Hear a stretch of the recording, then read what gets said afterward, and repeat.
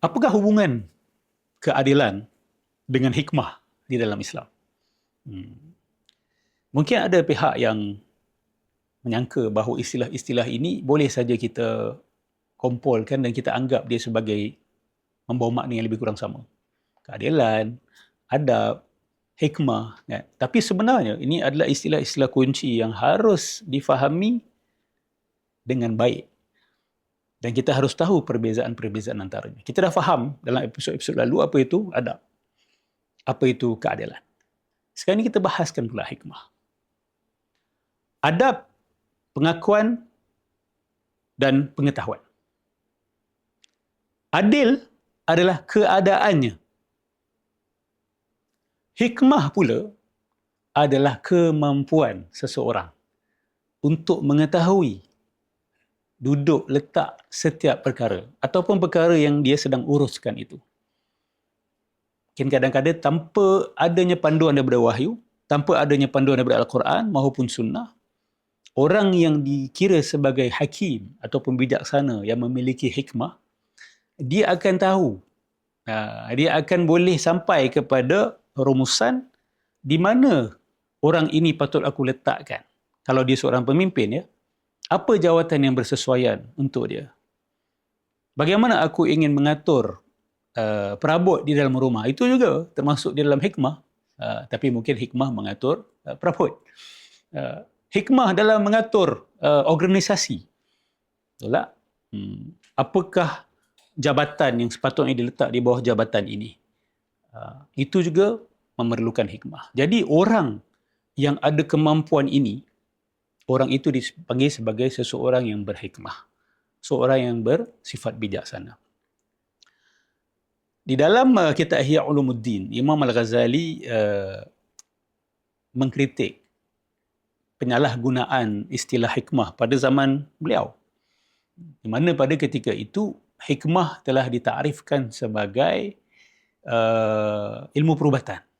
Okay? Disempitkan kepada ilmu perubatan. Bahkan yang lebih dahsyat lagi adalah orang-orang yang berkecimpung dalam bidang perwafakan, dalam bidang perbintangan, astrologi, kan, di label sebagai hakim. Itu adalah fenomena penyempitan. Sedangkan istilah hikmah itu jauh lebih besar. Ustaz, apa beza hikmah dengan hakim? Hikmah ni maksud dia wisdom ataupun kebijaksanaan. Hakim adalah orang yang bijaksana. The wise person. Okay? Jadi tak semua orang ada hikmah. Antara orang yang Allah Subhanahu Wa Taala beritahu kita dia memiliki hikmah adalah Luqman. Kan? Sehingga terkenal dengan Luqman Al-Hakim. Biasanya istilah hikmah ni ataupun hakim ni dinisbahkan kepada orang-orang yang bukan Nabi. Para Nabi sudah tentu mereka ada hikmah. Tetapi mereka dapat wahyu. Kan? Ada manusia-manusia ini yang dijadikan Allah Subhanahu Wa Taala. Mereka secara tabi'i yang diciptakan Allah Subhanahu Wa Taala, mereka ada kemampuan itu. Orang-orang seperti itu dipanggil sebagai orang bijaksana. Jadi bagi orang-orang yang ada adab, kita harus kenal pasti orang-orang seperti ini. Kita harus berkemampuan untuk mengenali orang-orang yang ada hikmah ni dan meletakkan mereka pada tempat mereka yang sepatutnya. Kadang-kadang kita ni dalam masyarakat, orang yang bijaksana dengan orang yang tidak bijaksana, dua-dua kita tanya pendapat tentang perkara yang sama.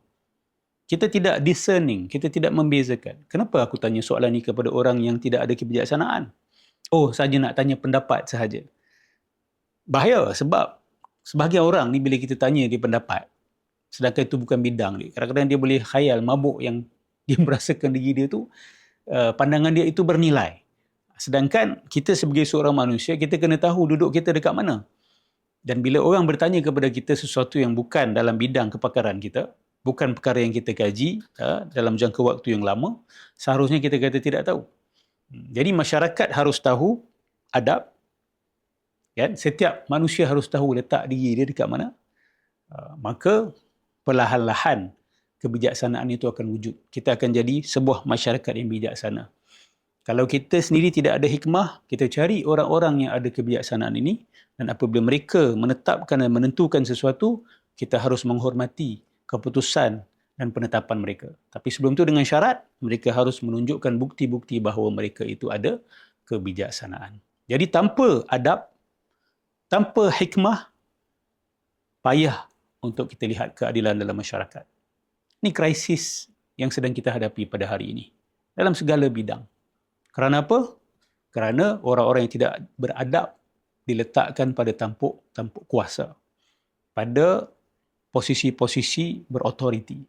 Begitu juga orang-orang yang tidak terbukti memiliki hikmah, memiliki kebijaksanaan, mengurus kehidupan dia, mengurus keluarga dia, mengurus masyarakat dia, tapi diberikan mandat yang begitu besar, yang memberi kesan besar kepada masyarakat. Maka inilah yang membuahkan kezaliman. Maka akhirnya untuk kita menumbuhkan dan mengukuhkan keadilan dalam masyarakat, kita harus fokus kepada dua perkara ini, iaitu menghasilkan insan beradab, ataupun dalam istilah lain insan adabi, dan insan yang berhikmah. Dan untuk melahirkan dua perkara ini perlu usaha keilmuan yang berterusan dan metodologi keilmuan tertentu. Dia bukan boleh main petik saja nak lahirkan manusia beradab, manusia berhikmah ni. Dia ada manhaj dia. Dan manhaj itu ataupun metodologi itu telah tersedia dan ada dalam sejarah yang boleh kita belajar sebagai strategi yang terbukti berjaya sepanjang sejarah. InsyaAllah dalam episod-episod yang akan datang, kita akan bahaskan dengan lebih lanjut. Wallahu a'lam. Sahabat-sahabat sekalian, memandangkan saluran ini adalah saluran yang baru, maka saya meminta dan memohon daripada sahabat-sahabat sekalian untuk menyokong dengan subscribe, like dan juga share, kongsikan kepada orang-orang lain, kepada keluarga masing-masing, kepada kawan masing-masing, supaya manfaat ini lebih meluas. Terima kasih.